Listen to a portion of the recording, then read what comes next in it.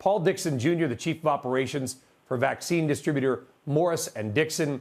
They are the distributor for vaccines in Louisiana. If you might remember, we were there in their warehouse back in early December with the first batch of vaccines distributed in the state. It was an emotional moment. Paul, it's great to have you on the news line right now. You guys saw a huge uptake, then a huge drop off. You and I were going back and forth the other day. What have you seen for vaccine orders in recent days and recent weeks? Good morning, Brian. We've seen a huge increase in the last 3 weeks and tripling by the day.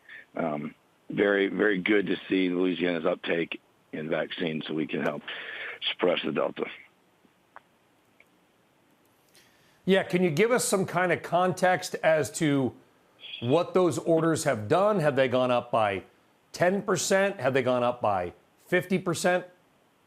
Sure. To give kind of a rough ballpark, we were doing 2,000 to 3,000 doses a week across the state just several weeks ago. We're now doing 20, 30, almost 40,000 doses a week last week.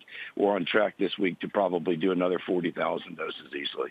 So 10 times or more. Wow. So I want to really highlight that for our audience, because 2,000 to 30 or 40,000. These are exponential type jumps in vaccination orders. Are you hearing from the hospitals that you guys do a great job distributing to that this is because of fears of some of these new variants? Yes, I think that's definitely it. Louisiana has done a bunch of programs, and as well as other states, as far as, trying to get people to get vaccinations, and we did not see much uptake in that. In fact, we actually had to go pick a lot of vaccine up around the state and redistribute it because it just simply wasn't being used. And once the infection rates have skyrocketed like it is now, hospitals are at capacity, ER beds are at capacity, you're now seeing an uptake in vaccine. People are realizing the importance of the vaccine. Yeah, this is good news across the state. And we showed the good work that you and your team doing, following that very first batch of vaccines from your warehouse in Shreveport to Lake Charles, watching people get the first shot, very emotional moments.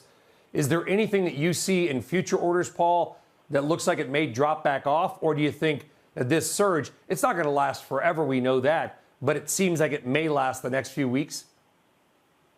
Yeah, it's been very hard to tell. I mean, seeing the drop-off we had over the summer months was really unexpected. So I think it'll stay up as long as the hospitalization and the infection rate stays up, but it's really hard to predict how long it's going to last.